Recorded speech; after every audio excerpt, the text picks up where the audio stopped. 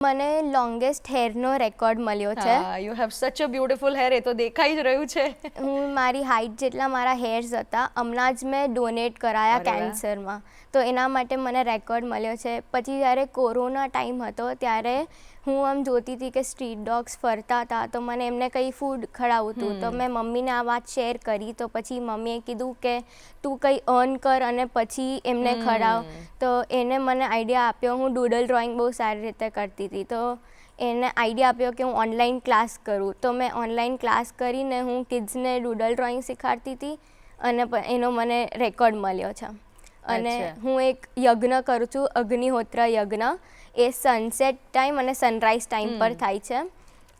તો એ આટલી નાની છોકરી યજ્ઞ કરે છે, એનો બી રેકોર્ડ મળ્યો છે. મને ઇન્ડિયા બુક્સ ઓફ રેકોર્ડ મળ્યો છે, ઇન્ટરનેશનલ બુક્સ ઓફ રેકોર્ડ મળ્યો છે, એશિયા બુક્સ ઓફ રેકોર્ડ મળ્યો છે, ઇન્ડિયન ગ્લોરી એવોર્ડ મળ્યો છે, ભારત ગૌરવ રત્ન એવોર્ડ મળ્યો છે, પછી ચાઇલ્ડ પ્રોજ્યુડી એવોર્ડ મળ્યો છે. એ શું છે ચાઇલ્ડ પ્રોજ્યુડી એવોર્ડ? ચાઇલ્ડ પ્રોજ્યુડી એવોર્ડ મને ચંદીગઢ, એ લોકોએ પહેલાં અમને મેસેજ કર્યો હતો કે તમારે ચાઇલ્ડ પ્રોજ્યુડી એવોર્ડ મળવાનો છે. એ લોકો ત્યાં ઇલેક્શન્સ કરશે ચંદીગઢમાં, તો એ લોકોએ અમને ફ્લાઇટ્સની ટિકિટ્સ આપી હતી, મારી અને મારી મમ્મીની. અને પછી અમે ત્યાં ગયા.